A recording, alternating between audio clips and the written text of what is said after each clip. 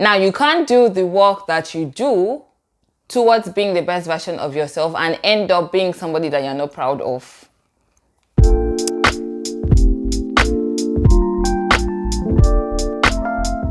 So on this journey of being your best version, the best version of yourself, you have to be the best self that you can be, that you are proud of on the journey. If not, it's just going to be a flop. It's going to be a waste of months, days, years, and how much time you have put into being the best version of yourself.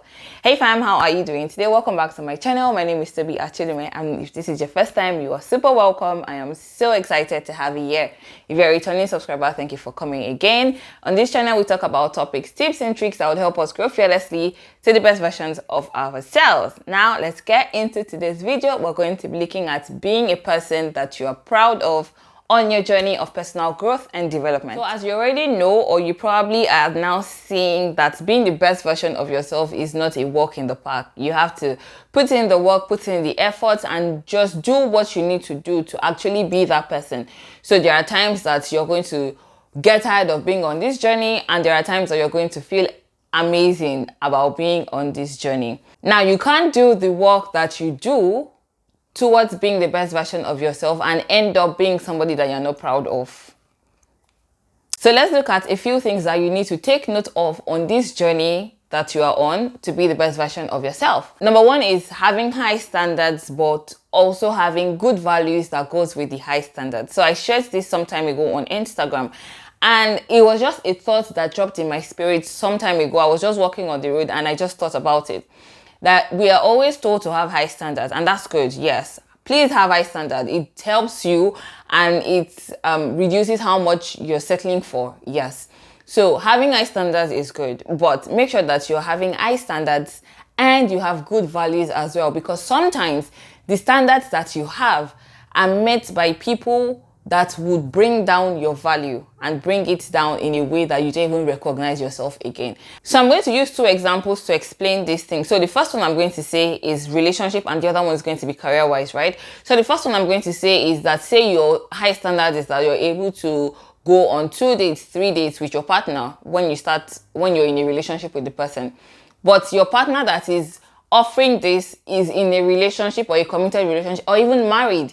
And so your high standard is being met by this married partner, but you know that being with a married person is not the value that you want to propagate or a value that you want to work with. So your values stops you from being in a relationship with someone that is in a relationship or a married person. But this person is meeting your high standards. So what are you going to do? This is why I say that as much as you're having high standards, make sure that you also have good values, because sometimes you're getting high standards in the wrong person. The second example I'm going to use is when you have a career and you're about to get a promotion, and for you to get the promotion, you're being told to do something that you shouldn't do. Say, cover a fraud or commit a fraud or something that is just against your standard, your values in life generally. What are you going to do? So again, it is you making sure that your high standards does not begin to make you compromise your values. So have your high standards, no problem, but make sure that you have good values as well that makes you to not compromise when you want to get those standards that you want for yourself. And basically, we use high standards to just explain physical things, but high standards go beyond that. High standards are also making sure that you are looking at intellectual. You're also making sure that everything that you say you're going to do, you're putting in the efforts that you need to put in. So high standards is not just what people are going to bring to you or what you're expecting, but it's also for yourself. So what you expect from yourself. If you look at it wholesomely, your high standards includes your values, because when you have good values, then your high standards are perfect, or it just means that you have good standards as well. Number two is that for you to be a person that you're proud of, you need to nurture meaningful relationships. So it's not every time cut off somebody, stop relationships, end the relationship. What I've realized is that a lot of us admire amazing relationships. I think a few days ago, I saw Sarah Jakes Robert post about a friend that had been a friend for 25 years. And they are still working on their friendship, building their friendship and making sure that it is as whole as they intend for it to be, and they are growing in different ways. So we don't want to invest time and energy into the relationships or the meaningful friendships that we have right now that makes it something worth of like a Oprah and a Gail relationship, or the relationship that we just see people have and you admire and like, oh, I wish I had that. You have it. You just need to nurture it. You need to invest time and energy into it. Your friendships are not going to be beautiful if you're not calling, you're not checking in, you're not making sure that each other is fine. You need to be able to do that, and it requires work, especially when we're in a world that everybody is busy and doing something. You just need to make time. We would always make time for things that are important to us. So if you want to make sure that your relationships are meaningful, then make it important and plan for it. Invest time and energy into it. Your friend is not calling you. Before you say, oh, you're not calling me, I'm not calling you, to call and find out, why are you not calling me? What's going on? And also remember that people are busy. So as much as you are thinking that they should always be at your beck and call, what if they're also thinking that you should be at their beck and call? So just make time to make each other feel important in each other's life, even if it is you're calling them once a week or just sending a random message to say, hey, thinking of you, how are you doing, how is work, and all of that. It's the little things that matters when it comes to all of this. Number 3, you need to take care of your health. So I say health, but I mean it in a whole view. So your physical health, your spiritual health, your emotional health, and your, what's the other one? Financial health. Yes.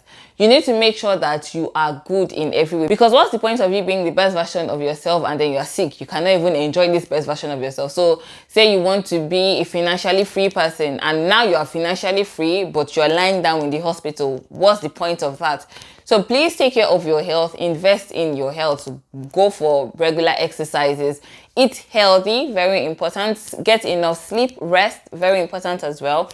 Read your Bible and pray every day. Yes, the person that sang that song was not lying. Read your Bible and pray every day because it helps your spiritual growth. It helps you to grow spiritually, and if you're going to invest in your spiritual health, it's because you are reading your Bible and praying. Journal, meditate, things that would help you to decompress and to pick energy again. Yes, that's what we're working towards.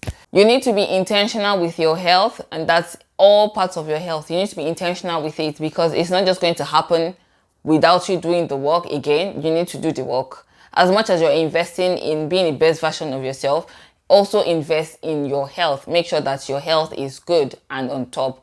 Health is wealth. And number 4 is that you need to spend quality time with yourself. So earlier I said that you need to spend time and nurture meaningful relationships. You also need to watch and nurture this relationship that you have with yourself.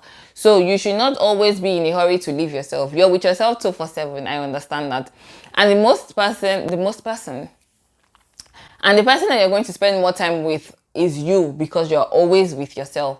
And so you need to make sure that your relationship with yourself is good, in the sense that you are not afraid to be alone. When you are alone, you don't think that you are lonely and your life is over, but you actually see it as an opportunity to get to know yourself again. So go on solo dates, go on movie dates, read books that encourages you to spend time with yourself, have conversations with yourself, journal again. Make sure that you are good with your presence. Make sure that you are comfortable with yourself, and that if you have to be thrown in a desert, you will be fine.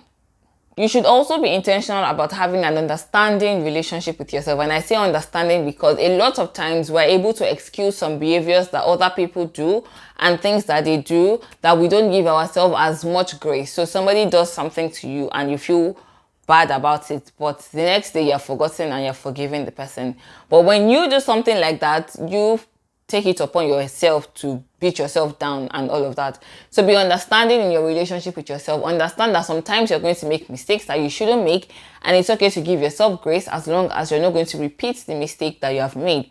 So build an understanding relationship with yourself, and a relationship with yourself that makes you to not be afraid of yourself. Somebody said to me that people involve themselves in too many activities because they're afraid of being by themselves, and it is true. So make sure that you're not involving in 10,000 activities because you're afraid to be by yourself. Learn to be by yourself. Learn to have a relationship with yourself. Having a relationship with yourself also includes having a relationship with God, because it's like He holds a mirror and you can just see yourself through it. So as much as you're nurturing relationships with other people, make sure that you're nurturing relationships with yourself and you're being the best version of yourself in that way.